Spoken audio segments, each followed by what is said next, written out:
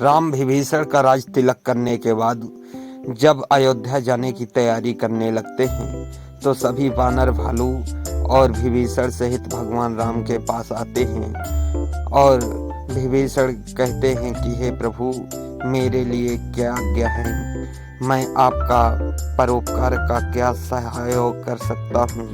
तब भगवान राम कैसे सहयोग लेते हैं विभीषण का, चलिए आगे जानते हैं। उससे पहले लक्ष्मण ने सीता के लिए राम से विद्रोह करने को तैयार क्यों हुए, जानने के लिए आप डिस्क्रिप्शन में लिंक दिया हुआ है वीडियो का, आप लोग जाकर देख सकते हैं।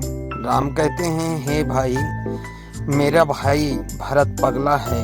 वो बोला था आते समय कि भैया, अगर एक दिन की भी देरी होती है तो मैं आत्महत्या कर लूँगा और मुझे अयोध्या लौटने में बहुत कम समय बचा है, इसलिए आप हो सके तो मेरे को अयोध्या जाने के लिए व्यवस्था कर दीजिए। तब विभीषण कहते हैं कि हे प्रभु, आपने तो मुझे कृतार्थ कर दिया और मेरा पुष्पक विमान आपको तुरंत ले जाएगा, यह मन की गति से चलता है। धन है राम, विभीषण को अपने शरण में रखा, उनका संरक्षण किया, उनका राज तिलक राजाभिषेक किया और बदले में क्या लिया? कुछ भी नहीं। उन्होंने सिर्फ अपने गांव जाने के लिए वाहन का सहयोग लिया। पुष्पक विमान क्या है?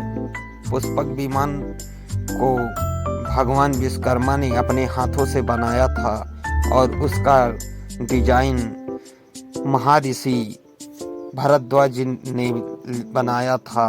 पुष्पक विमान ऐसा विमान था कि वो इंसान की बातों को सुन सकता था और सुनकर जिधर वो बोले उधर पहुंचा देता था और वो जितने आदमी उसमें आए उतने आदमियों के हिसाब से वह अपना आकार भी बढ़ा लेता था और घटा लेता था। इस प्रकार का था पुष्पक विमान। पुष्पक विमान जब आ जाता है भगवान श्री राम को लेने, तब हनुमान, सुग्रीव और अंगद सहित विभीषण भी मन में इच्छा प्रकट करते हैं कि हे प्रभु, आपने हमें अयोध्या चलने के लिए नहीं कहा, हमें क्या यहीं ऐसे ही छोड़ देंगे? तब प्रभु राम कहते हैं कि हे हनुमान और हे जामवंत जी, मैं तो संकोचवश यह बात नहीं कह पाया कि क्या पता आप लोग चलते हैं कि नहीं चलते, परंतु आप लोगों ने इच्छा प्रकट की है, इसलिए आप सब मेरे साथ अयोध्या चलेंगे। यह सुनकर भगवान श्री राम के जयकारे गूंजने लगते हैं और सभी भगवान श्री राम के साथ पुष्पक विमान में बैठ जाते हैं।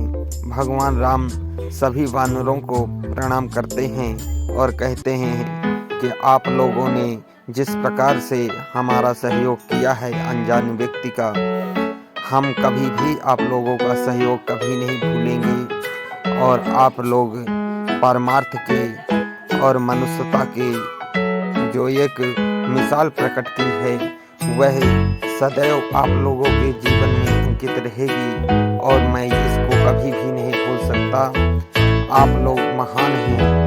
और उनको प्रणाम करके भगवान श्री राम पुष्पक विमान में बैठ जाते हैं और वहां से चल देते हैं। इधर केवट गुहराज को जब पता चलता है कि भगवान राम अयोध्या वापस आ रहे हैं तो वह अधीर हो जाता है कि राम लगता है मुझसे मिलकर नहीं जाएंगे, वह आकाश मार्ग से जा रहे हैं, सो अगर पृथ्वी मार्ग से जाते तो मुझसे मिलकर जाते, वो आकाश मार्ग से जा रहे हैं तो मुझसे मिलकर नहीं जाएंगे। परंतु राम तो मर्यादा पुरुषोत्तम हैं, वो अपने वचनों को पालन करने वाले हैं। उनको सब याद है कि उन्होंने वचन दिया था गुरुराज को कि मैं वापस जाऊंगा तो आपसे मिलकर ही जाऊंगा।